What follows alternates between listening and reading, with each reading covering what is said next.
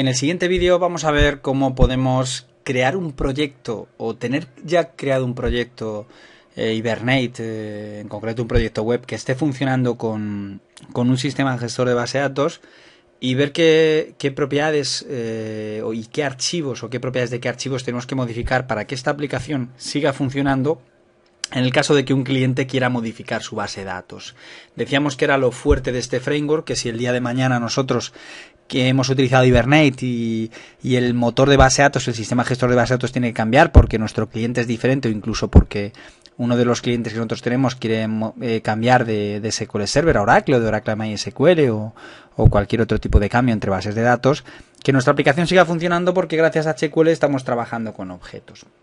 Entonces, si tenemos en el ejemplo anterior, del vídeo anterior en funcionamiento, que no era más que, si recordáis, una página donde nos mostraba los datos de los apellidos y de los oficios, es decir, que tenemos funcionando esta aplicación donde, si recordáis, el fichero CFG-XML se conectaba a Oracle. El último paso que habíamos hecho era adjuntar el fichero jar porque utilizamos clases de este paquete. Es decir, si nosotros queremos que esto siga funcionando, pues vamos a ver que lo único que tenemos que hacer es modificar ciertas propiedades en caso de que la base de datos cambie. Bueno, pues vamos a hacer lo siguiente. Mirad, tengo por aquí uno de los ejemplos preparados que incluso en la documentación lo habéis llegado a ver. Voy a abrir lo que es Hibernate con SQL Server. Resulta que nosotros tenemos SQL Server, fijaros. En SQL Server lo que he hecho ha sido crear la misma base de datos, la base de datos hospital, es decir, la base de datos que nosotros ya tenemos en Oracle, que es la de hospital con las tablas EMDET, doctor, enfermo, hospital, plantilla y sala, la he creado también en SQL Server, en otro sistema gestor de base de datos totalmente diferente a Oracle. Mirad cómo es cierto que están ahí las tablas, tengo las tablas que veis ahí en pantalla, y lo que vamos a hacer va a ser que la aplicación que teníamos creada en el vídeo 1 funcione si utilizamos SQL Server modificando 4 líneas de los ficheros de configuración. Vale, mirar cómo ya tengo preparado una select sobre la tabla MP que la he ejecutado. Vemos que tenemos los datos iguales o parecidos, el caso que las columnas son las mismas y los nombres de las tablas también. Y bueno, pues venimos aquí a NetBeans. Yo que tengo creado ya este proyecto. Me valdría con modificar estos datos, pero algo que os aconsejo siempre que queráis modificar un proyecto hecho con Hibernate a otro sistema gestor de base de datos es que os creéis un proyecto enlazándoos a la base de datos nueva y que os generen las líneas oportunas para poder trabajar con ese sistema gestor de base de datos. Es decir, que si yo quiero ahora mismo modificar estas líneas para que mi proyecto ahora funcione con SQL Server, yo os recomiendo que creéis un proyecto nuevo con SQL Server que os genere las líneas dentro del CFG-XML necesarias para poder trabajar o para poder modificarlas en el proyecto real. Entonces es lo que vamos a hacer para que vosotros lo entendáis. Me voy a crear un proyecto nuevo, Web Application, le voy a llamar Hibernate SQL Server. Y este proyecto, Hibernate, se va a enlazar a SQL Server. Le voy a decir New Database Connection. Voy a elegir New Driver. Y uno de los drivers que ya os hemos pasado a lo largo del curso es es un driver para conectarse a SQL Server. Entonces, por aquí en en una de las carpetas que tenéis en el curso, está el driver para conectarse a SQL Server, que lo voy a coger. Le voy a dar siguiente. En la documentación que os he dado pues tenéis pues esto totalmente aclarado paso a paso. Fijaros que el puerto cambia, es el 1433, es decir que si yo me quiero conectar a Oracle, localhost sigue siendo, SQL Server, localhost sigue siendo el host, ¿vale? El puerto, como os indico aquí, fijaros, es 1433, la base de datos se llama hospital y el usuario con el que nos conectamos es SA. Entonces yo llego aquí, le digo 1433, database hospital, ya no es XE, sino es una base de datos que yo la he llamado hospital. Incluso si la llamáramos XE, pues menos líneas tendríamos que modificar. Como username SA, no tiene password, le voy a dar siguiente. Con esto se conecta a SQL Server y SQL Server pues podéis conectaros como DBO, ¿vale? Incluso podéis conectaros como Access Admin, ¿vale? Es decir que imaginar que yo llego y le digo que me quiero conectar como el usuario accessadmin, dejamos accessadmin, aunque DBO Database Object es el propietario de los objetos, incluso podéis marcar este, que sería parecido a System. Le doy finalizar y lo más importante es que le deis finish, que es lo único que nos interesa. Si os la sabéis de memoria no hay problema. Y si yo he creado un proyecto con SQL Server, fijaros que estas son las líneas que él me crea para conectarme a SQL Server. Entonces, si yo quiero que mi aplicación siga funcionando, si la tengo montada con Oracle, y la verdad que es un proyecto muy grande y ahora me lo cambia la base de datos y está en formato SQL Server, realmente lo único que tendría que hacer es copiar estas líneas. Fijaros lo que voy a hacer.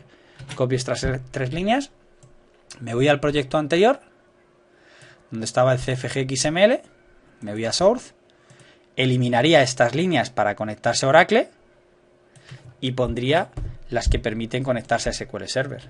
El resto no cambiaría nada, salvo que en los ficheros HBXML, en lugar de conectarnos con el usuario System, pues habéis visto que nos conectábamos como DBO, ¿vale? Es algo que también os lo tengo aquí documentado, ¿vale? Es decir, que aquí modifiquéis esas propiedades y, como es lógico, pues os digo aquí que en lugar de System vosotros lo cambiéis por DBO. Es decir, todo esto lo tenéis en la documentación.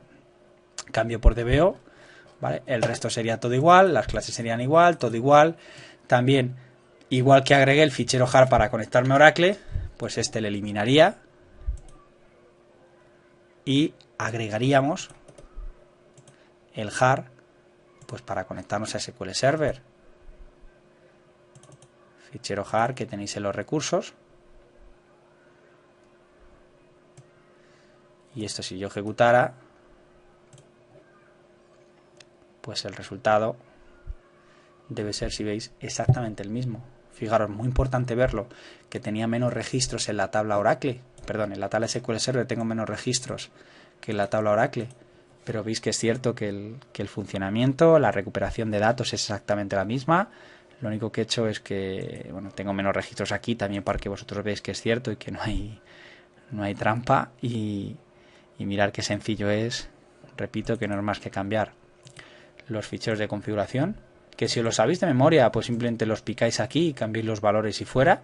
Lo que yo he hecho ha sido ayudaros un poco, vamos, una pequeña ayuda que yo os recomiendo, que es que creéis un proyecto nuevo con ese motor de base de datos y él os los genera.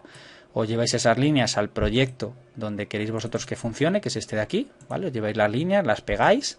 El resto no modificamos nada porque el fichero XML lo tiene que seguir mapeando. Seguimos dejando thread, show SQL true.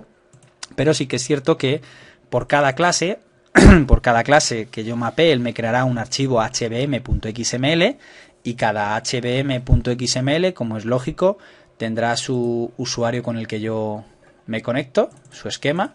Entonces el esquema en Oracle es System y en SQL Server es DBO de Database Object. Es decir, simplemente, como es lógico, tenéis que cambiar los nombres de los esquemas y poco más, ¿vale? Es decir, en este caso, como el nombre de las tablas coinciden, no tengo que modificar estos ficheros de configuración, porque si la tabla cambiara y en lugar de llamarse en SQL Server se llamara en2, pues también tendría que modificar este fichero.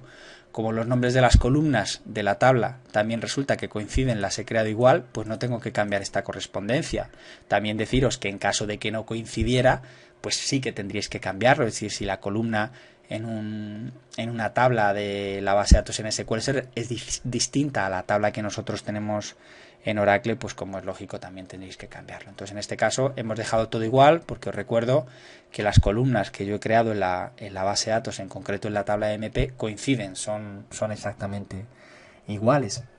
Pero que si tuviéramos que cambiar algo porque las bases de datos o las tablas no coinciden, simplemente recordaros que en este fichero, en el hvm.xml, es decir, en el fichero donde nosotros tenemos las correspondencias, esta tabla o esta clase, mejor dicho, de este paquete se corresponde con esta tabla, con la tabla MP.